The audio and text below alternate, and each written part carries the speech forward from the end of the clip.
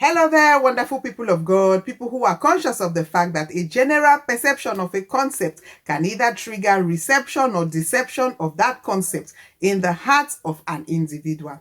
Yes, that explains why 2 Timothy 2:15 instructs us to study to show ourselves approved unto God and not unto man. Hallelujah.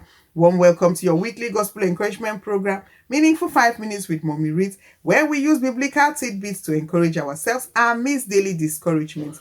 We are grateful to you all for your all-round support to us, and we pray that in this month of may God turn all your nays to yeas in Jesus' name. If you are yet to subscribe to the YouTube channel, Meaningful 5 Minutes with Mommy Reed, this is an appeal for you to please do so that you will be in tune with the little that we are doing for the furtherance of the gospel on this YouTube channel. May God bless you as you subscribe and share. My brother, my sister, if Christ is not your Lord and Savior of your life, quit living a life of sin. Accept Christ as your Lord and Savior now that you still have the opportunity to do so. And if you once gave your life to Christ, but for reasons beyond your control, you took back the life, it is imperative for you to give back that life to Christ now before it becomes too late. If Christ is actually Lord and Savior of your life, strive to live a life that is pleasant in the sight of the Father, and that will serve as a magnet and not a repellent to the watching world. We pray for ways and directions to get the gospel across so that that brother and that sister can come to the saving knowledge of Christ, like yourself and myself. May God equip and empower us in Jesus' name. Praise the Lord.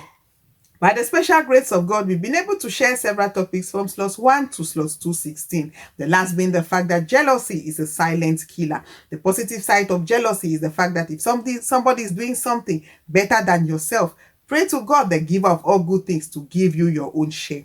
But if you are beefing that person, envy or jealousy destroys the envier faster than the one who is envied. May God help us to practice what we preach in Jesus' name. Praise the Lord. Today in slots 217, we have as topic, let your personal perception prevail. Yes, and our main passage is 2 Kings 4:19, in which the Shunammite woman is telling her husband, I perceive that this man is a man of God. The man in question is the person of Elisha. It is a similar scenario with the Samaritan woman at the well in John 4:19. After a discussion with Jesus, she's telling Jesus, Sir, I perceive that you are a prophet. What is perception, you will ask me? It is your personal opinion, your personal impression about a person, a place, an idea, or a thing. You know that generally in life, you cannot please everybody and you cannot displease everybody. There are some people whom, even if you walk on water, they will still say that you have raised dust. But there are some people whom, no matter how many bad things you do, they will still be there to praise you. That is why it is important for us to have an impression, an opinion about something or somebody by ourselves. We should not be carried away by the multitude. If you look at the story of Moses, Moses is disliked by the Israelites. The Israelites think that he is a bad ruler. They think that he is a bad leader, according to Numbers 14, 1 to 10. But in the sight of Joshua and Caleb, he is a role model, and they are encouraging the others to tag along and not rebel against Moses. You see that even when Joshua and Caleb, along with the other spies in Numbers 13, 1 to 33, go and spy the land, the majority's opinion is the fact that they are like grasshoppers and the people in the land are like giants.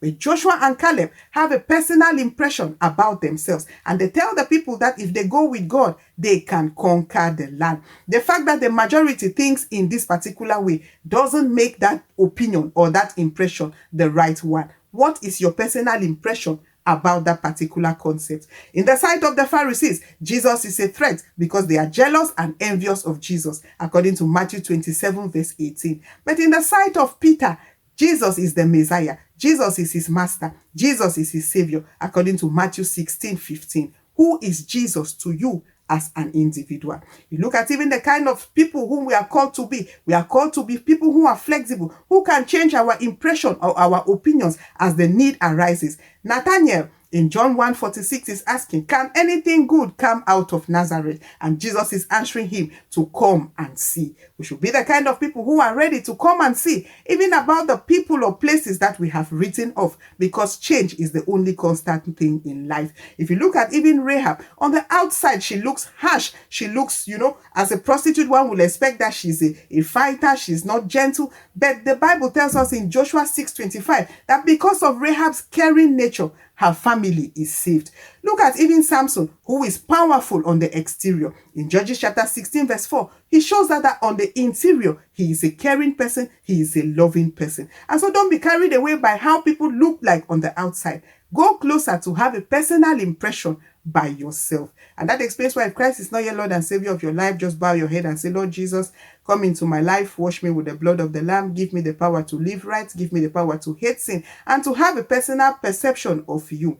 And behold, you will be doing the needful while you still have the opportunity to do so. Be the kind of person who, like Mary Magdalene in John 20, 11-18, tarries at the tomb even when others have gone, because she wants to have a personal perception of the resurrected Jesus by herself. The Bible is the road, Jesus the code, sin the obstacle, and heaven the destination. Shalom, good people of God.